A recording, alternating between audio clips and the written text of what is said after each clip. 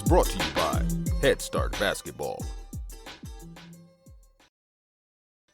The one thing the college do have the advantage of and that they don't have in the NBA is there's a lot more players that can compete at every level of competition in college. There's at least 700 to 900 guys in college that can play some kind of role on a top 3 team in a Power 4 conference. That's an incredible number, right? So it's just using that talent pool to your advantage and finding the best player possible.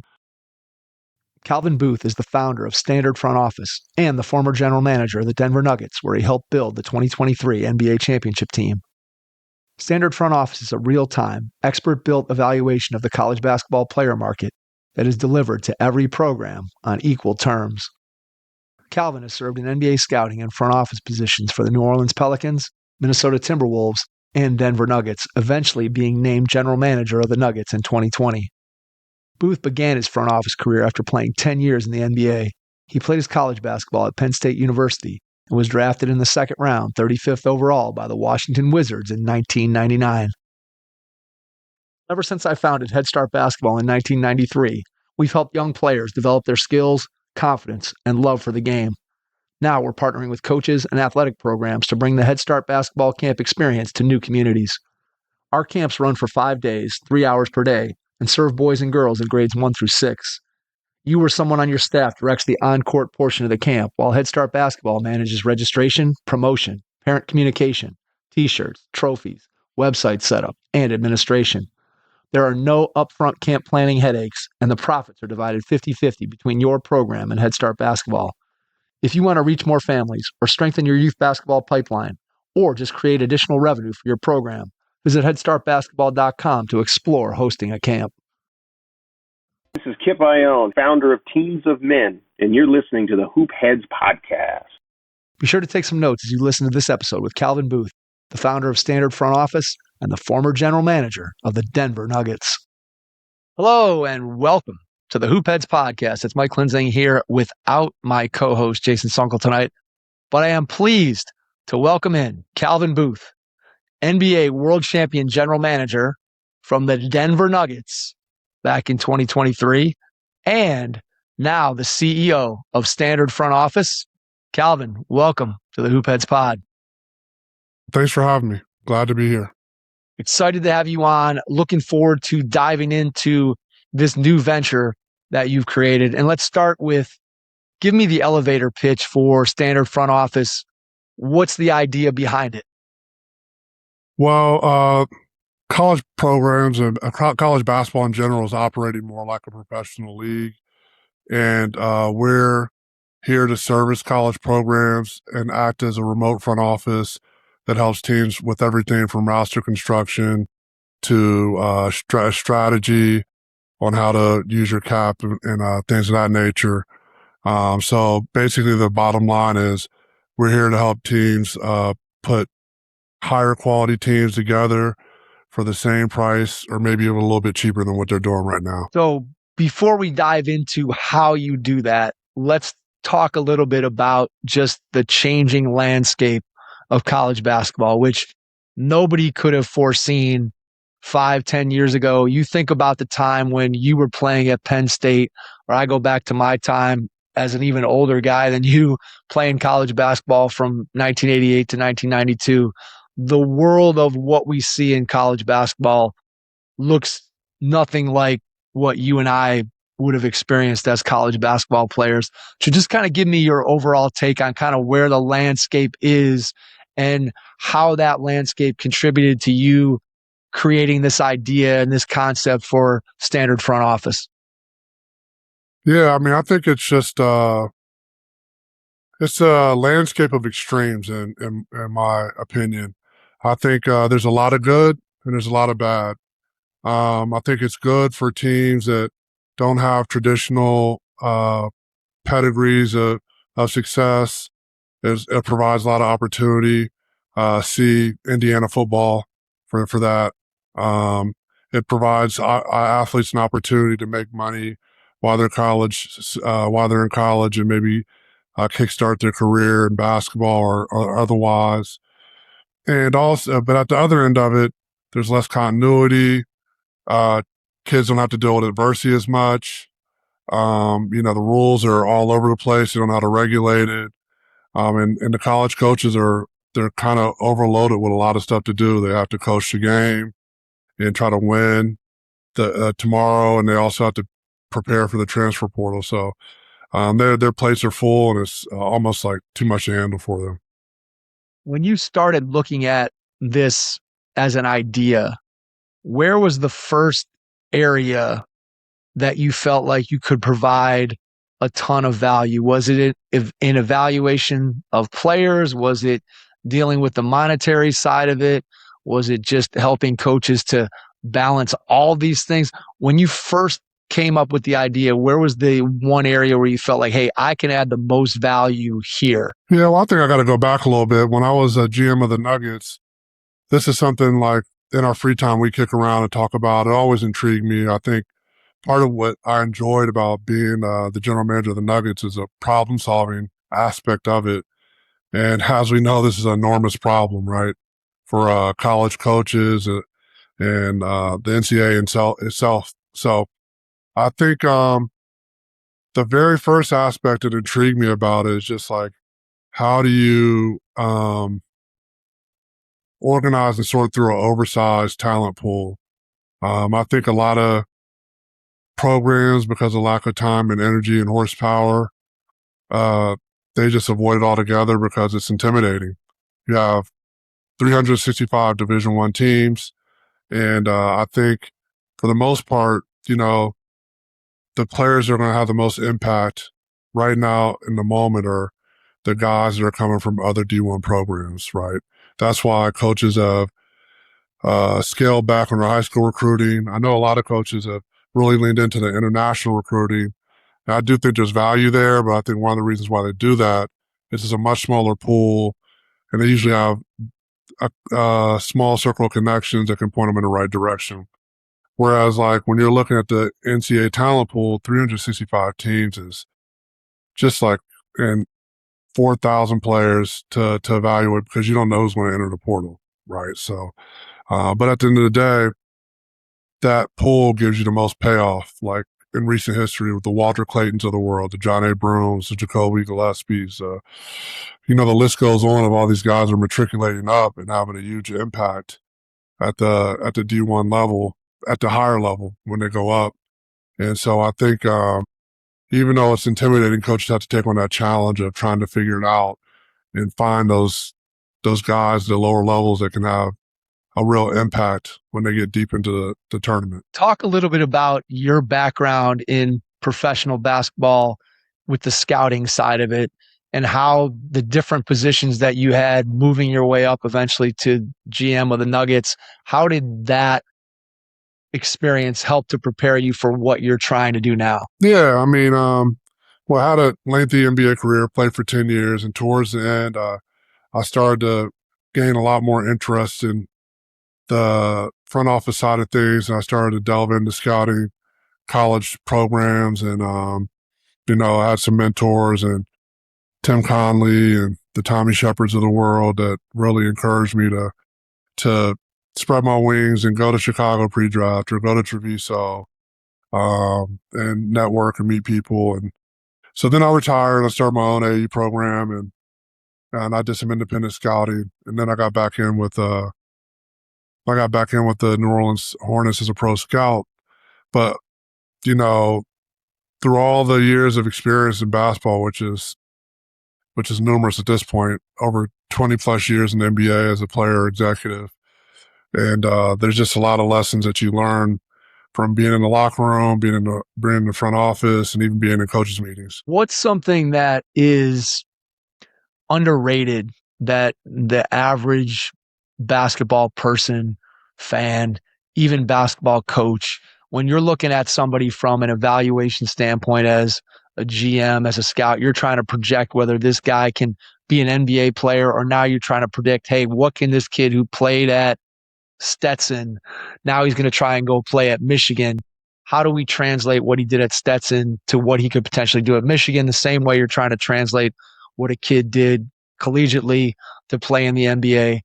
obviously there's a level of talent and there's certain things, whatever, but what's the intangible? What's something that you look for when you sit down and you talk with a kid, or you sit down and you're watching film of a guy? What are the intangible things that you look for that you think are key to having a guy being able to maximize and get the most out of his ability and live up to his potential? Yeah, there's a lot going on in that question, but I think I have a sense of what you're talking about. I'm going to answer in two parts. The first part I would say is just how important fit is and the role somebody's going to play in a team. Like every year, these media sites come out with the top 100 NBA players or whatever, right? And they'll have a guy that's a star player on a losing team, and they'll have a guy that's a really good role player on like a team that if they didn't win it, they were in the finals or right on the doors of it, right?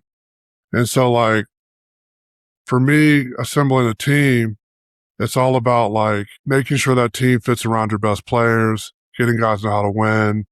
And I think sometimes those things get conflated when you do these rankings with like, it's a talent versus like who's going to play a better role, right? Like, so I think the question is, especially in the NBA, and this is where the NBA and college differ some. Like in the NBA, if you don't have a top 5 player, if you don't have 2 of the top 20 players or another top 10 player, you're not winning the championship. You're just not. Where college is more about the college coach and his program and his system and what he does. And I think the pieces, because the players are younger and they're not their fully developed self, they're more interchangeable. I'd like to say like a guy like Walter Clayton who won a national championship at Florida, he'd be different at Florida than he would be at Georgetown, than he would be at San Diego State, than he would be at Marquette. Like everybody has their own way of developing and implementing somebody's skill set into their system. So I think considering that when you're putting together a team, who the coach is, who the best players is very important. Now, getting more to the college level, for me, it definitely was a difference. I had to acclimate myself pretty quickly to some of the differences in college. And one of the things I've kind of like used as a North Star for myself is, all right, if somebody's like one level below, if they're mid-major plus or bottom half of a Power 5 conference and they want to go up, it's a little bit easier to project translation. But the more you're trying to think about somebody jumping 1, 2, 3 levels higher than where they're at, the more I start to look at how physically mature the guy is, how polished his game is from a skill standpoint, how smart he is, how tough he is he productive, right? And if you have 3 or 4, if you have 3 out of 4, 4 out of 5 of those things checked, I feel very comfortable that you'll be able to jump from Stetson to Florida.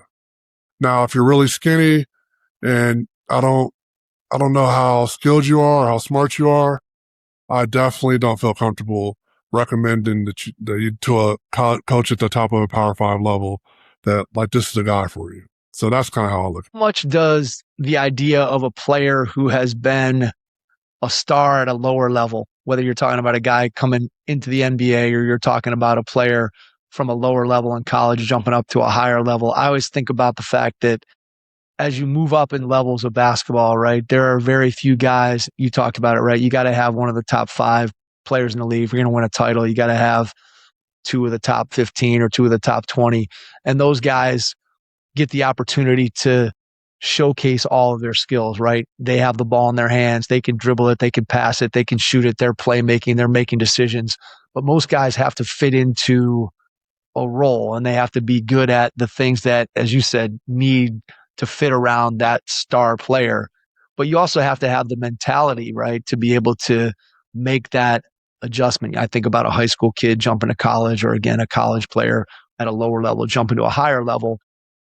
The coach isn't just going to give you the ball because, hey, you're the guy at a mid-major Division I school. You're not suddenly going to just be handed the ball at Michigan and be like, hey, man, go do your thing.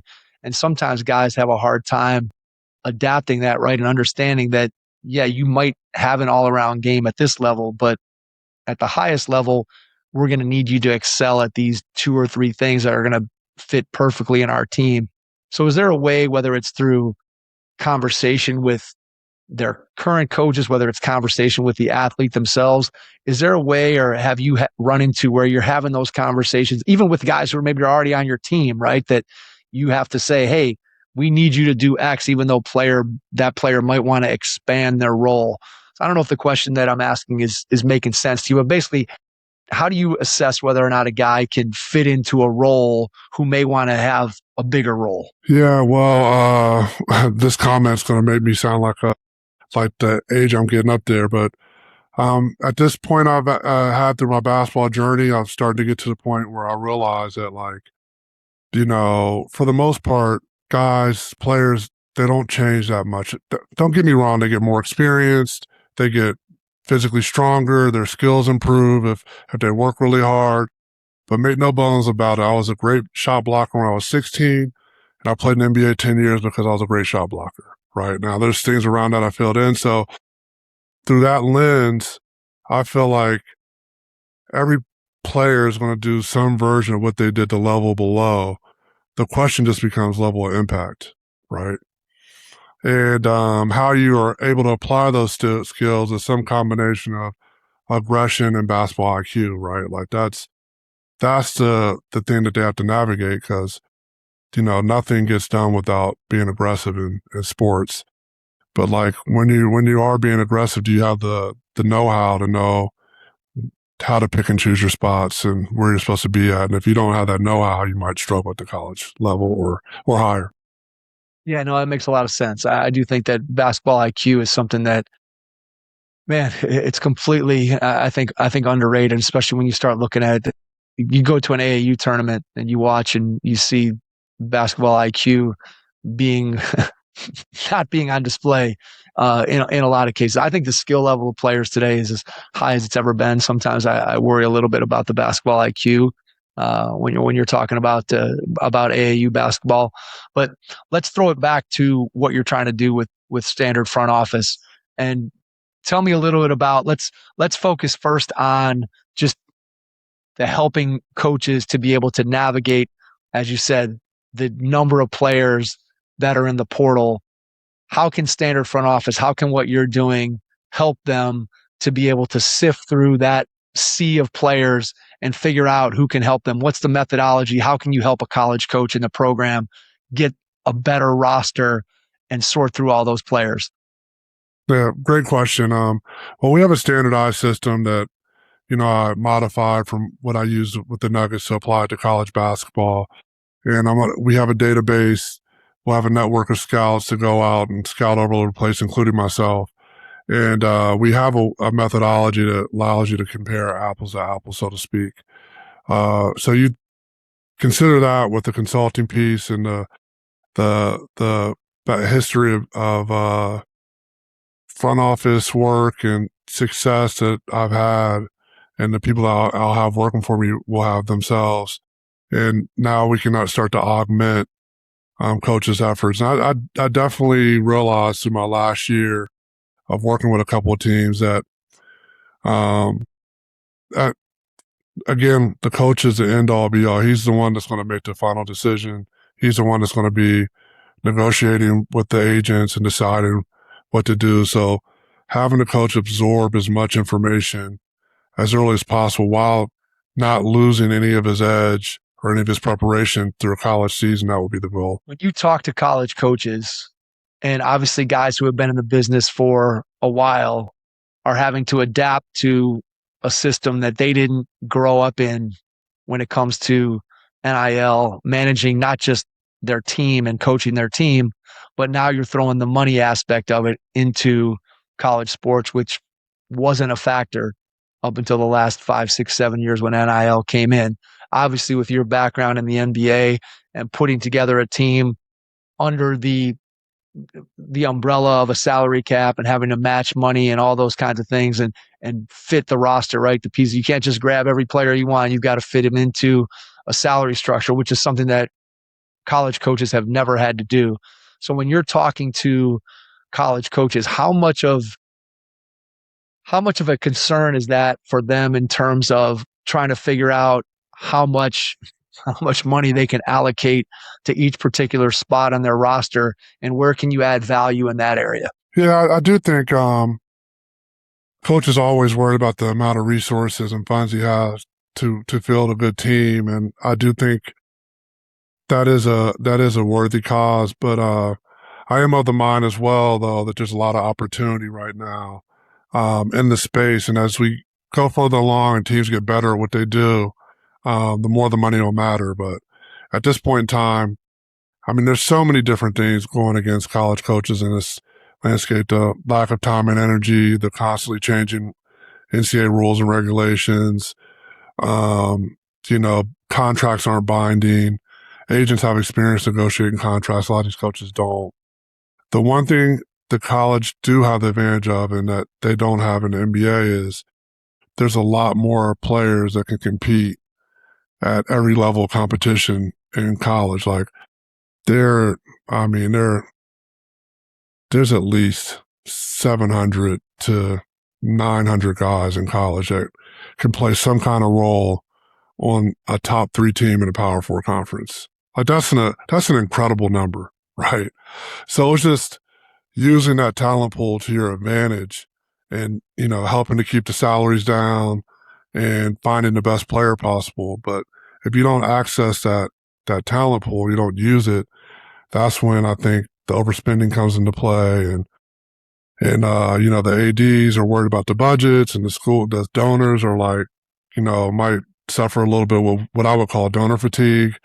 So I do think there's an inevitable bubble that will burst at some point in time. And the teams that are proactive about trying to be more intentional about how they approach the portal, how they spend their money, what kind of players they get, they might insulate themselves from this eventual collapse of all the money being spent out there in the landscape. What kind of mistakes do you see coaches making, in your opinion, when it comes to putting together a roster? Is it just geographically only looking in certain areas? Is it only looking at certain schools? Is it only looking for a certain type of player? What mistakes are coaches making when it comes to identifying the talent that's in the portal that you can help to kind of fill in those gaps for them? Yeah, I think, it's getting kind of dark here. I don't know what happened, but I think essentially it's the system. It's just a lack of time, a lack of horsepower to put into it. I wouldn't really call it mistakes, but I do think, coaches want to win and they like know how to evaluate risk reward. So if they don't have complete knowledge of the field, they're going to go what's familiar to them, who they recruited before, who's played for them before, who maybe they played in conference or non-conference this past year.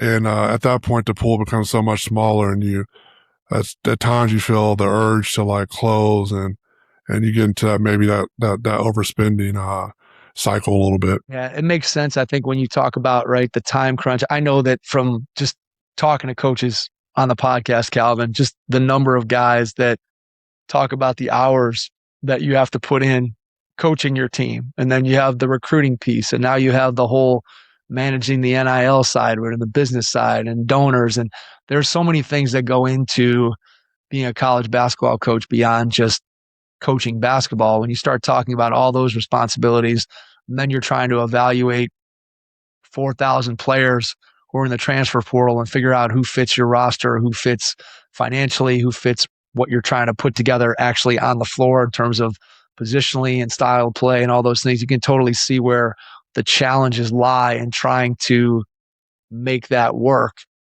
And so as you look at what you're trying to provide and what you can do for a program, I'm assuming that what you're going to be able to do with your network of scouts and your oversight is you're going to be able to sort of widen that talent pool that they can see and be able to compare those players, as you said earlier, apples to apples of it's a standardized system where they can look at and say, okay, this kid, here's why he fits here.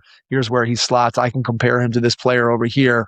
That's what I hear you saying. You're kind of putting together a streamlined way for coaches to be able to overcome some of those challenges that we just talked about. Yeah, exactly. I think you hit the nose on that exactly. I think when I worked for Scott Layden in Minnesota, he used to say in San Antonio, would talk about eyes, ears, numbers.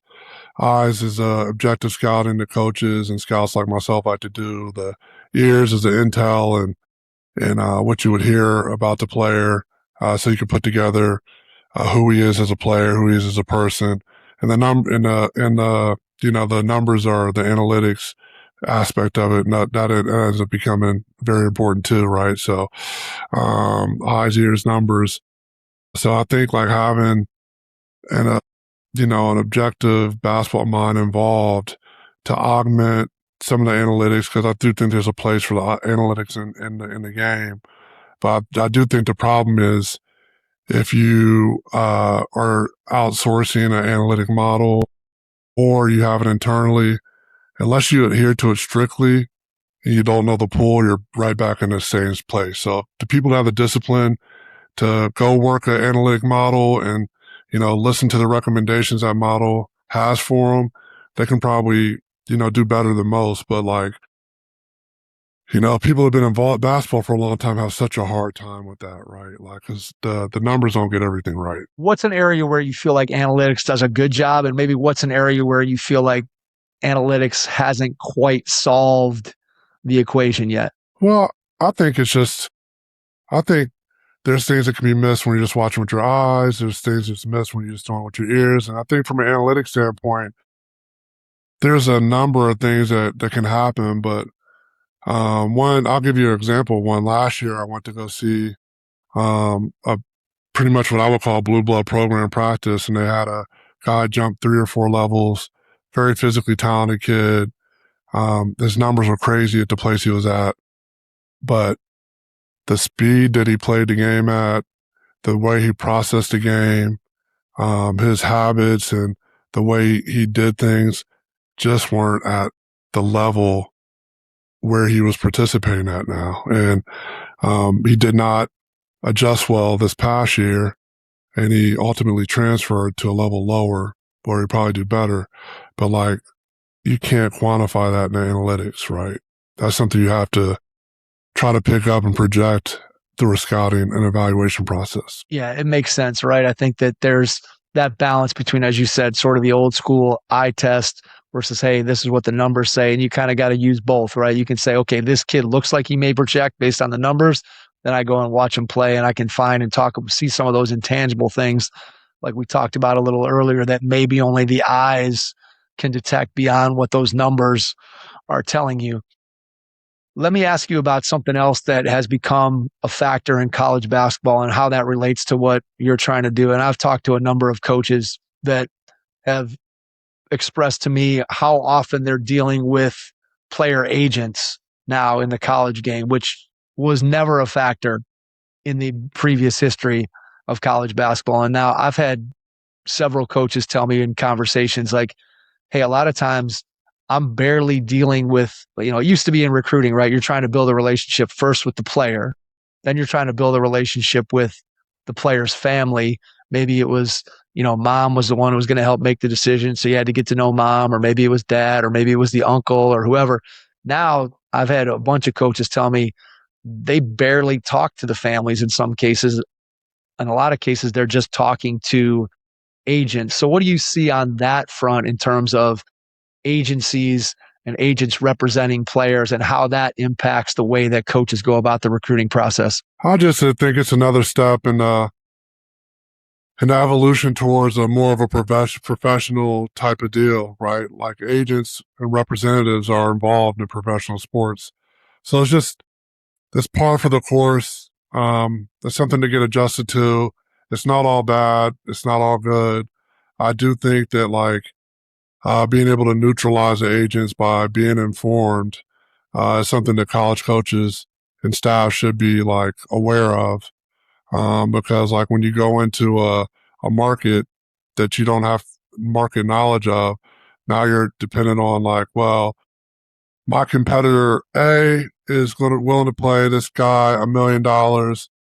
Competitor B is also going to pay him $1 million, and competitor C is going to do the same thing. And if, for sake of this conversation, for context, if Kent State is having that conversation, no, the kid worth $1 million? If at $1 million at Kent State, he's got to be a player of the year candidate, right? In the conference and first team all conference guy, and he's got to be on the best team in the league, and maybe get some honorable mention All American conversation, right?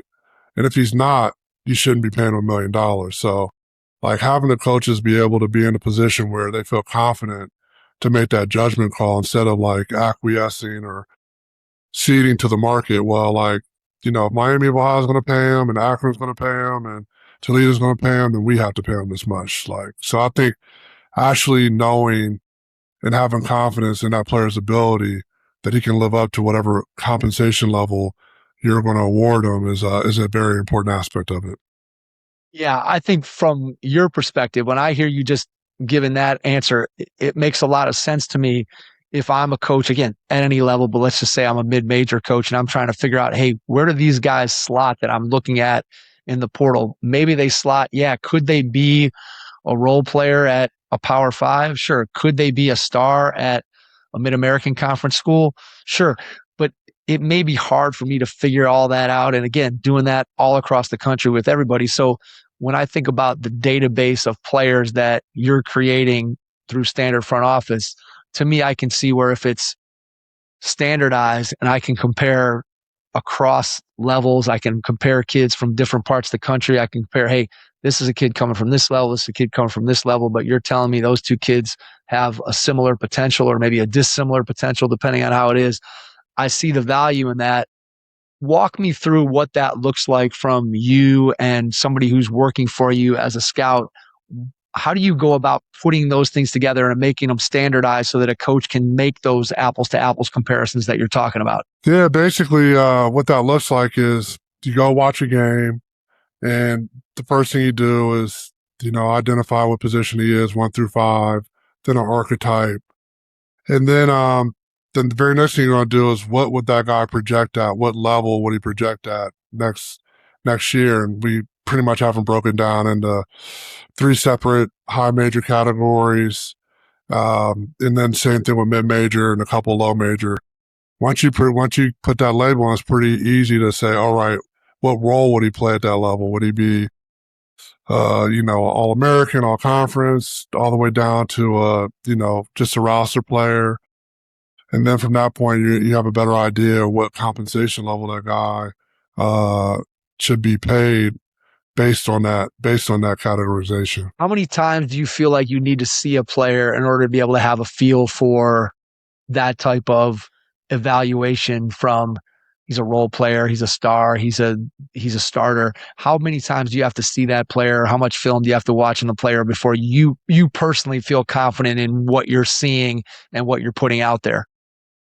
Yeah, and this is something I learned from the many mentors and stuff we have. But like, you go to see an individual game, just go off of whatever you thought that guy was that night, and then the very next time, even position wise, if you watched Reed Shepard in college and you didn't know whether he was a 2 or a 1, you might have watched him one time and said he's a 2 guard. And then you might have watched him next time and say, oh, he's a point. And, hopefully you get enough views and different eyes on him where you come up with a consensus of what you think that is. But like, once in person, I like to see just more to get a feel for the size and athleticism and, some of the stuff that you missed on video. Then after that, video work is pretty good and just tracking them throughout the season. Yeah, it makes sense. I mean, again, obviously the more times you can see them and the more different sets of eyes you have on them, it gives you an opportunity to bounce ideas and thoughts. And as you said, then you start to kind of fine tune what you see that first time.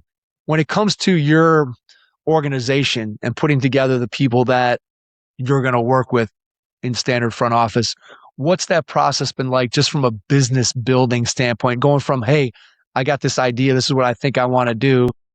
How do you take that from the general idea to building an organization? What did that look like for you?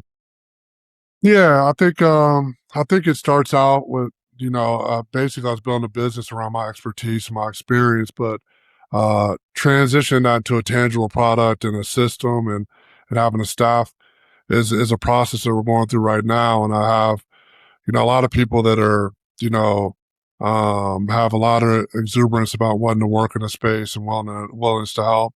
Just trying to figure out where these guys fit at as the business grows and develops. And, as far as the scouting network goes, one part of me wants to jump out there and have 10 to 20 scouts spread across the country. But I do realize, every business grows a little bit by a little bit. So, but I have I do think there's some wiggle room there as far as I want to find coaches and stuff that are maybe not working for a team right now, that other coaches respect their opinion and that are willing to, learn this standardized system. And so, because at that point, I know the coach at Kent State, I know the coach at Miami, I know the coach, they'll read the reports, right? Like the whole goal is to help the program absorb information and make higher quality decisions. In whatever way we can get to that, I'm open to. So in your mind, the vision, if I'm a Division I college head coach and I want to engage Calvin Booth and standard front office and take advantage of your services, what does that look like? When I engage with you, what am I getting out of that business relationship? Well, you're getting detailed information from credible sources and 24/7 access starting in October and November of the database. And that's one aspect of the business. And the other aspect will be the consulting branch of the business, where you can lean on me or whoever I have working for us to help with financial modeling, contract advice on contracts, roster construction, whatever. So, again, we're trying to be there to fractionalize ownership of a front office, which in the NBA costs anywhere from 18 to 30 million to put together. And that's not really including the number one salary, right? So if you can get that at a fraction of the cost, we feel like it's a good bargain for the school. Yeah, absolutely. To be able to, again, streamline the processes of what you have to do anyway, to be able to have somebody like yourself with your experience to be able to jump in there and provide that kind of value. I could totally see where, again, a school that is trying to figure out, hey, how do we do this, right? Everybody's kind of in this new world of wild, wild west. Putting together a roster used to be just recruit and build those relationships and you can put together your team. And now it's basically year to year, you're having to put together that roster. And as you've said multiple times, we're coming closer to a professional model of what college basketball looks like, much more than the amateur model that we used to have. When you think about the contract side of things, which you've mentioned as something that coaches don't have a ton of experience figuring out, hey, how do we write a contract? And I know that's one of the things that I've talked to guys that played college basketball kind of in my era that, may have made donations to their program in the past. And, hey, I'm making a donation and that's going to fund the new practice facility, or that's going to fund a new set of uniforms, or it's going to buy us a new shooting machine. And now that money's going to fund essentially NIL money for whatever the team might, for a player, for players on the roster.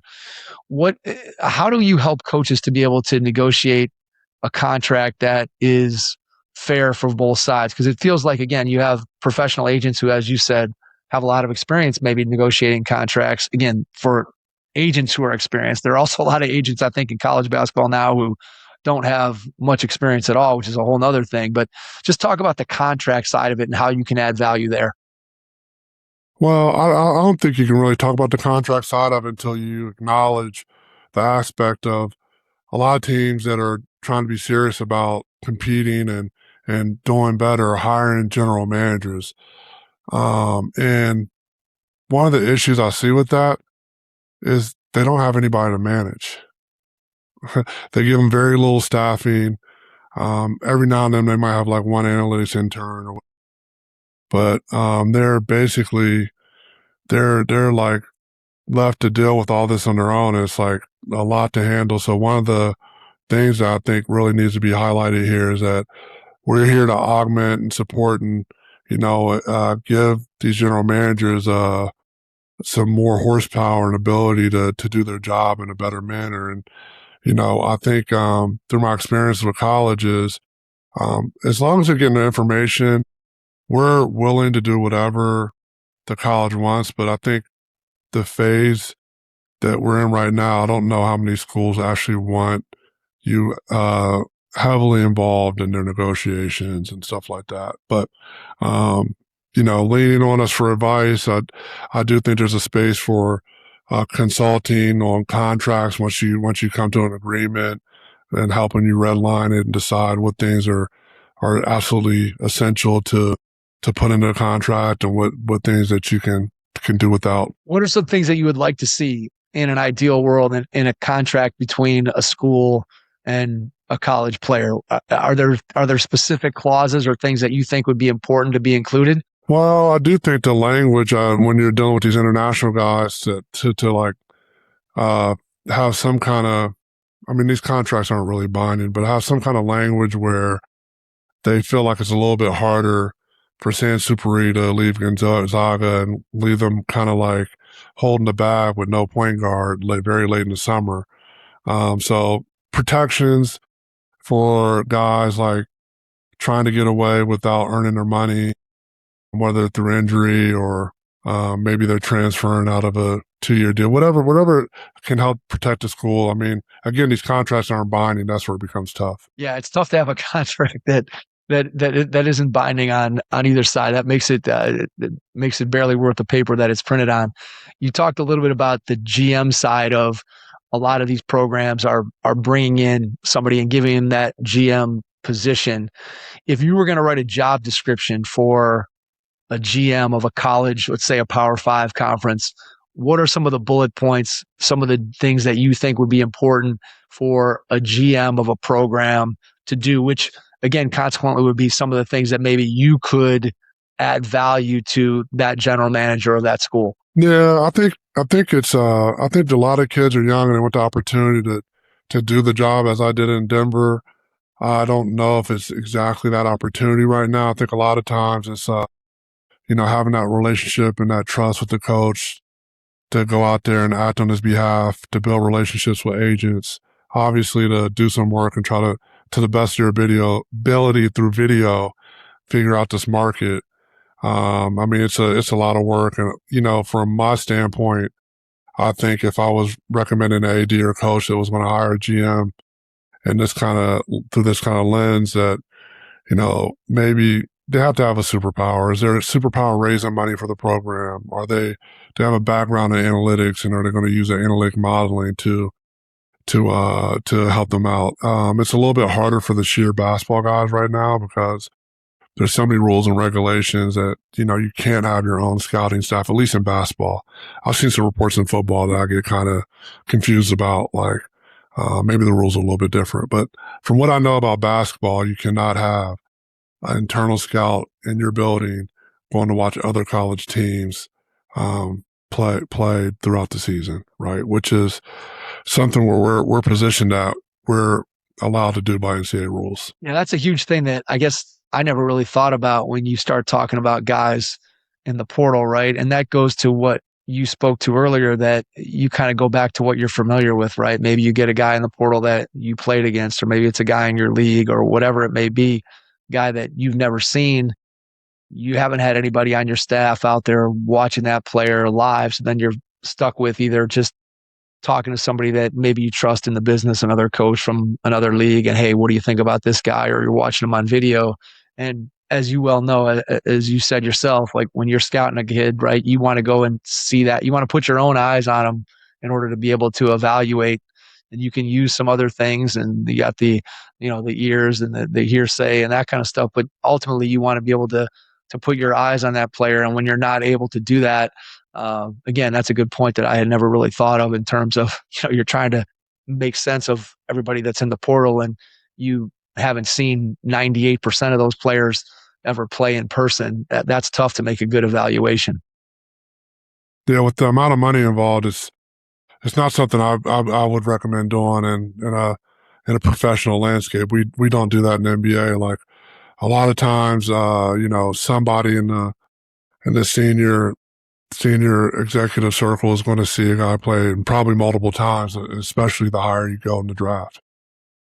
Yeah, absolutely. I mean, there's no doubt that you want to be able to put eyes, and then you can, again, see multiple sets of multiple people watching that player, and then you have the whole analytics piece, and then you talk to lots of different people to be able to get their background and have an understanding. And again, scouting is such an inexact science. I mean, you can look at the draft in any professional sport, right? You can look at just the whole process of players that seemingly come in and they're can't miss, and 5 years later, you're like, how could that guy have been picked number 2? Or how could that guy have been picked number 6? What did we all miss? And it goes back to, I think, that initial question that I asked you about, like, what are the intangible things that you look for that make a player successful ultimately, right? And there's lots of guys with physical tools and talent and skill, but there's lots of guys that have those things, but then there are some guys who just excel beyond those physically obvious traits that they might have.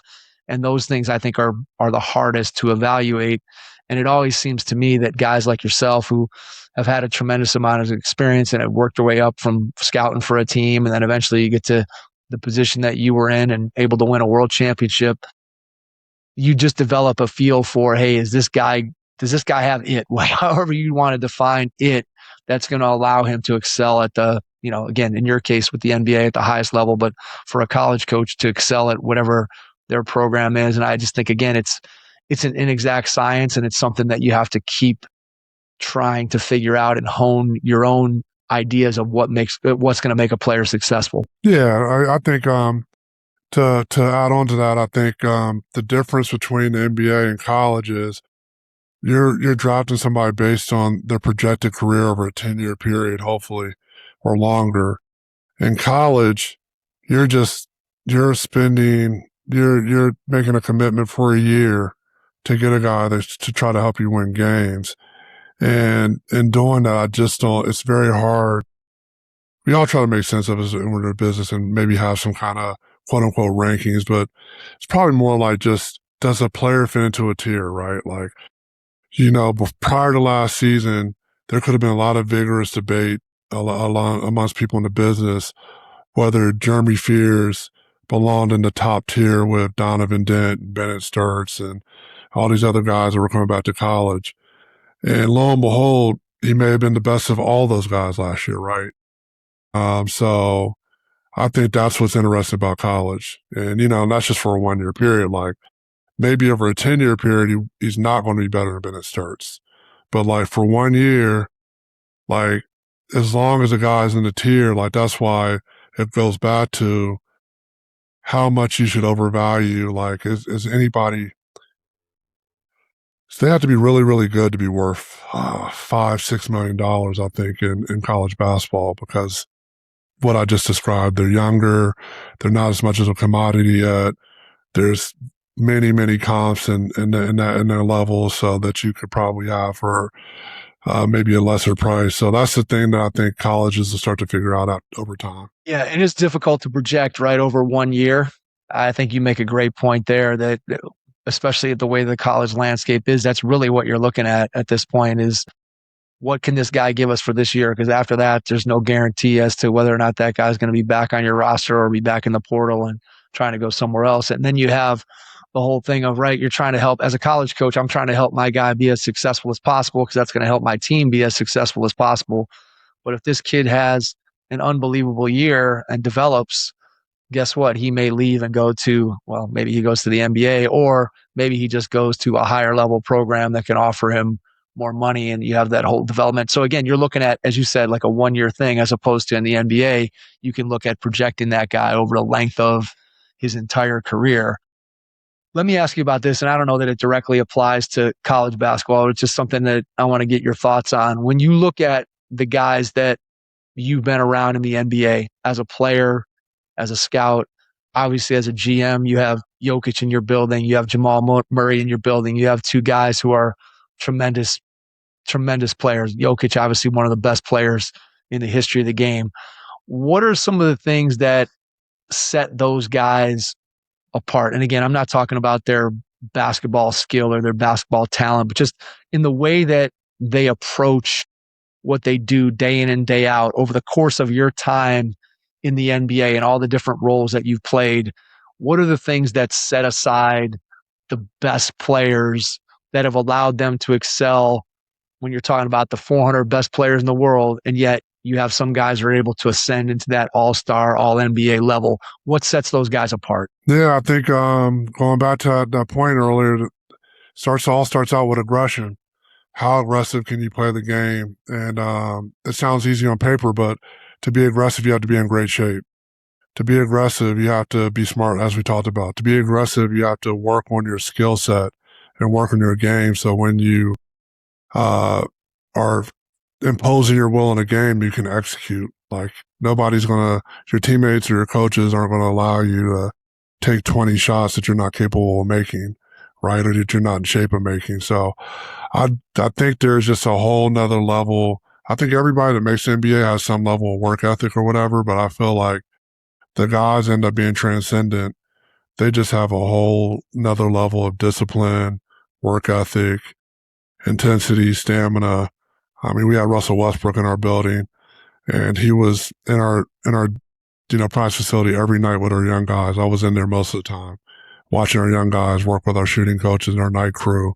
And Russ was in there, and this 15th year in the league or whatever, 16th year in the league, like every night shooting threes and getting shots up. And then he goes and plays with that same intensity and ferocity in the game. So day to day, that shows up just in the amount of time and effort that guys are putting into it. I'm assuming that it goes along with, too, just the focus of being single-minded in what they do when they step on the practice floor, that those guys have a plan of what they want to do and how they want to improve and get better. Yeah, and I mean, I think the thing about a guy like Nikola Jokic, I think there's times in every game where he might be tired and he can make that decision to maybe not run as fast down the floor, or maybe not go after a tip-in or a post position. Every single time he makes a decision to push himself and go harder. I think that's what makes him really special. Yeah, it's just when you look at the very best guys at whatever level, right, there's something beyond their physical tools that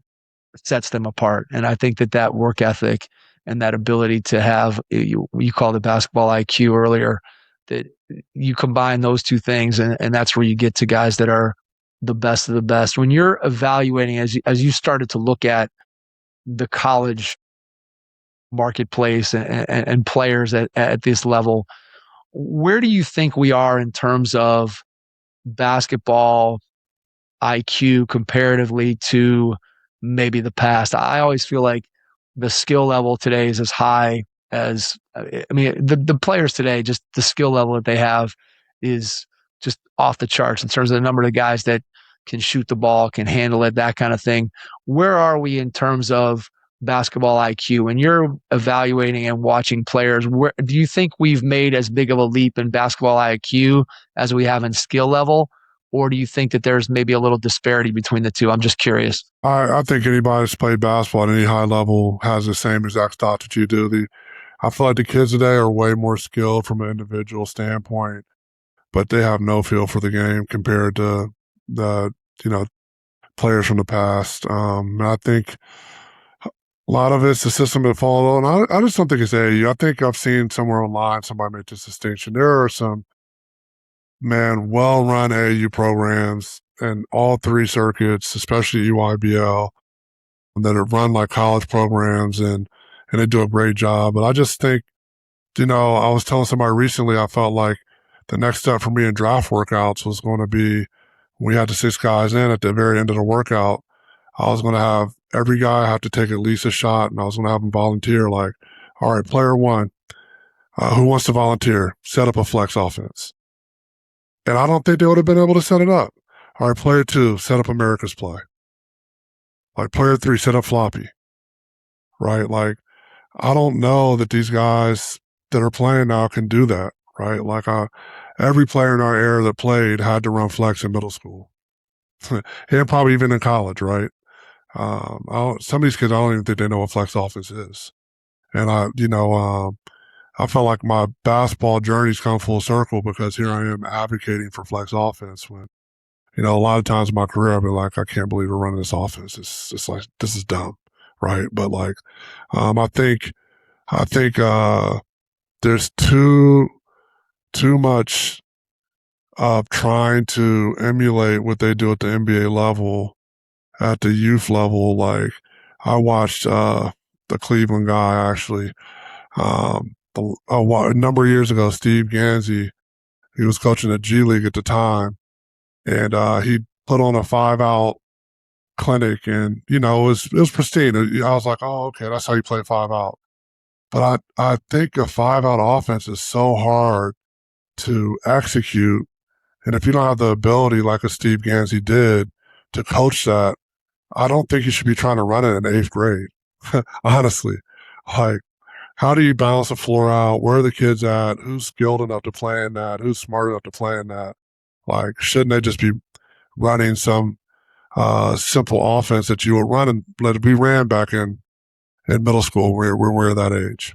That's my rant right there. Sorry about that. No, you're good. All right. So here, I'm going to give you my old man rant. So my old man rant in relation to this is, and I'm sure you were the same way, that when you grew up playing, you didn't have a trainer. You were probably working out on your own, working on your game, but a lot of your game developed by playing pickup basketball and playing pickup basketball with guys who were much older than you, in a lot of cases, probably better than you when you were younger. And from doing that, you learned some of the tricks of the trade from the old guys. And you also learned that you had to kind of play a role and fit in and figure out like, hey, I might be the 5th guy on this team as a 14-year-old. I want to stay on the court. I got to figure out that I shouldn't be taking, to your point, right? I shouldn't be taking 20 shots in this game. My teammates aren't going to like me, and we're going to be sitting out and we're going to be watching the game for the next hour and a half until we can get back on the floor. And I always feel like that from feel of the game standpoint and from a basketball IQ, that's where I think we've lost some of that basketball IQ, because kids today grow up playing with their own age group all the time. There's always a coach with them. There's always usually a mom or a dad in the stands, and there's almost always a scoreboard turned on. And I think about the amount of driveway, playground, pickup basketball that I played first with my buddies when I was younger, and then as I got older and was able to drive around and play with high school and college and adults doing that. That's where I feel like my feel for the game and my IQ came, and that world has disappeared. Like, my son is going to be a junior in college. He plays Division III at Ohio Wesleyan, and I probably played more pickup basketball in 1 year of my life than he's played in his entire basketball career, just because even if he wanted to, those games just aren't there in the same way they were when you and I were kids. So when I think about basketball IQ, that's what I think about. I don't know if that makes any sense to you or rings true in any way. Yeah, it makes all the sense in the world. Think of a guy like Larry Bird, one of the smartest players to play. Like, I think it's a lot of 1-on-0 on your driveway and French lick, and it's playing when you can. And it's like, it's a combination of all those things, just how your imagination comes into play and your creativity. And no, I absolutely agree with that premise that, like, if you don't have to play against older players, if you don't ever have to feel the pressure of losing a game and having to sit out 5 games and having an older player yell at you for making a mistake, like, I think you do lose some of that nuance and feel that you gain through that experience. Growing up, did you always know you wanted to work in basketball beyond your playing career? What was your thought process as you were growing up? Were you thinking maybe you wanted to coach? Did you know you just wanted to stay in the game, or were you just focused on trying to play for as long as you could? What was your mindset as you were kind of going through your basketball career? Yeah, I mean, I was one of those kids. I'm rare for a 7-footer probably, but I was a basketball junkie. I was the kid that was getting the newspaper out of the driveway at 7, 8 years old and checking box scores. So I probably knew that I wanted to play at the highest level possible, and I probably wanted to be involved as long as I could in the game. Coaching at all? Was that at all on your radar at any point in your journey? Sure. I mean, I do like the player development aspect of it. I think that's forever linked to the player evaluation process. I think coaches, man, just have such a hard life, man. And like, I think it's gotten to the point where, and like some of the decisions that are made across levels that, it's just all about winning the game. And I just wouldn't enjoy that. I enjoy the development of athletes and young people and helping them achieve their dreams. And I feel like if you can maximize that, you'll win. But I think a lot of times the pressure of the situation makes coaches just have to focus on winning any way they can.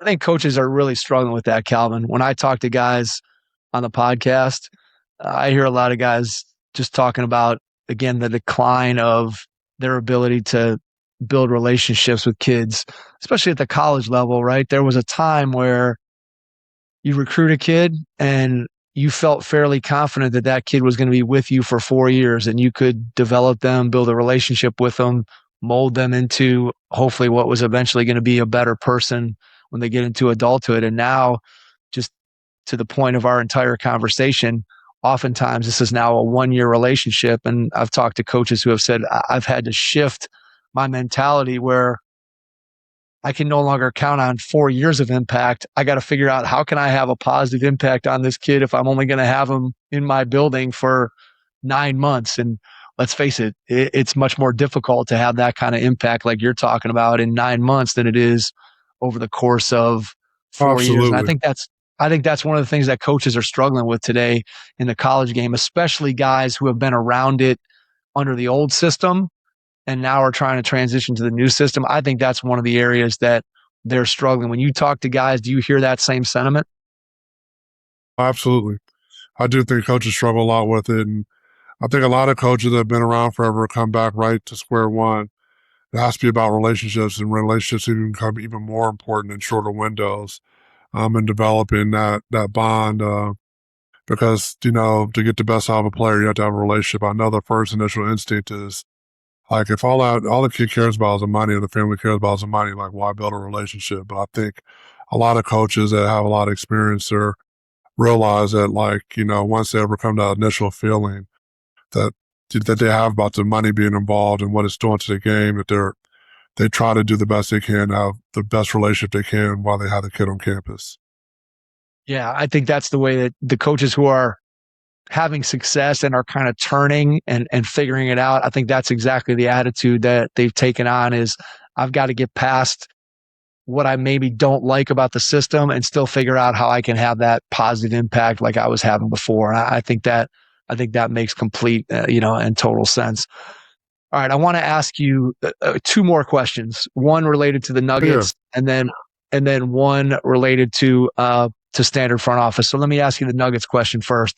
So one of the things that I always think is a challenge for me, and I found this as a coach, that even though as a coach I could have an impact on the game, I didn't feel like I could have the same impact on the game that I could as a player. And now you as a general manager are even one more step removed. By the time the game's being played, you as the general manager you've done your part, you've done your job. So as you guys are going through a playoff run with the Nuggets, and obviously you had some that didn't end with a championship and you had one that did end with a championship. As you're sitting there and you're watching those games play out, what's going through your mind? What does your body feel like? How do you handle, I don't even know if it's stress, but how do you handle watching those games knowing that you've already done your part of it and now it's up to the players and the coaching staff to see what that end result is going to be? What's that feel like as you're watching those games take place, good and bad? Yeah, I think during the regular season and early in the playoff series, especially earlier in the playoffs, I think I handle it fine. To your point, a lot of the work that I have to do has been done, and you just sit there. But the later you get in the series, or the later you get in the playoffs, and in a game, the more you start to feel like that tension, that energy, that like you're sitting on the edge of the seat. And to your point, you don't have as much control. You just have to kind of like be like a fan almost, and go with the ups and downs of the game. But it does become challenging after a while. So. That's my take on it. Yeah, I would think it would be very difficult to sit and watch. I know it's difficult even sometimes just as a fan with no stake in what happens other than being a fan of a team, that it's difficult and tension filled to watch your team play. And so I can imagine, with as much as you have tied up into the success of your team as an NBA general manager, how difficult it is to just sit and kind of watch that transpire in front of you, as you said, especially as you get down to the opportunity to win a championship, which again is really hard to do when there's 30 teams all competing as hard as they can for that ultimate prize. All right, before we finish up, I want to give you a chance to tell people how can they engage with you, reach out to you, find out more about what you're doing with Standard Front Office. Just give people the way that they can connect with you to find out more about what you're offering. Yeah, I'm on the verge of having a website go live, so look for that any day now. And on that site, you'll have, a form to be able to get feedback and get in contact with me directly. Calvin.booth@standardfrontoffice.com if you want information right away. I have a pretty good presence on LinkedIn, trying to build it in some other platforms, but LinkedIn is probably the best way to find me. And, I think like, other than that, I'm always available, a phone call away. So that's pretty much the best way to go about finding me right now. Perfect. All right. Final 2-part question. Part 1, when you look ahead over the next year or two, what do you see as being your biggest challenge? And then the second part of the question, when you think about what you get to do every day, what brings you the most joy? So your biggest challenge and then your biggest joy. The biggest challenge I think is going to be is, you have the whole process of getting early adopters and getting people like, I'm way ahead of this. It's like being a pioneer. You got to get people to believe and buy into what you're trying to do. And I was telling somebody recently, the hard part about it is, there's a level of discretion I believe is necessary in having clients and working with them. And there's some clients I worked with last year that I think were very happy with their experience, but I'm not going to, say to another school like, hey, call such and such at X university. They work with me. So that's something I have to overcome. But I just feel like if you handle it the right way and people start to hear enough good stuff that you'll get clients anyway. But I do feel like protecting, from my end, at least, the integrity of the relationship and having that team be able to preserve that competitive edge as long as possible is important.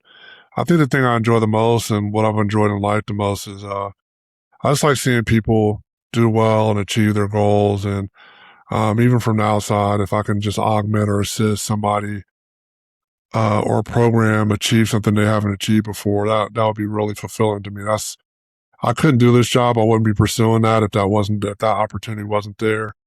And that's why I enjoyed scouting and running front office. That's why I enjoy player development. That's why, I enjoyed helping my kids with their athletics because, it's always good, whether athletics or anything, other aspect in life, to help people fulfill their potential. Yeah. To pour into people, especially doing it with something that you love. I always say getting to use basketball as the vehicle to be able to pour into people. There's nothing better than that. So really well said, Calvin. And again, tonight, cannot thank you enough for your time. Really appreciate it. And to everyone out there, thanks for listening. And we will catch you on our next episode. Thanks. Your first impression is everything when applying for a new coaching job. A professional coaching portfolio is the tool that highlights your coaching achievements and philosophies, and most of all, helps separate you and your abilities from the other applicants. The Coaching Portfolio Guide is an instructional, membership-based website that helps you develop a personalized portfolio. Each section of the Portfolio Guide provides detailed instructions on how to organize your portfolio in a professional manner. The guide also provides sample documents for each section of your portfolio that you can copy, modify, and add to your personal portfolio. As a Hoopheads Pod listener, you can get your Coaching Portfolio Guide for just $25. Visit coachingportfolioguide.com/hoopheads to learn more. Thanks for listening to the Hoopheads podcast, presented by Head Start Basketball.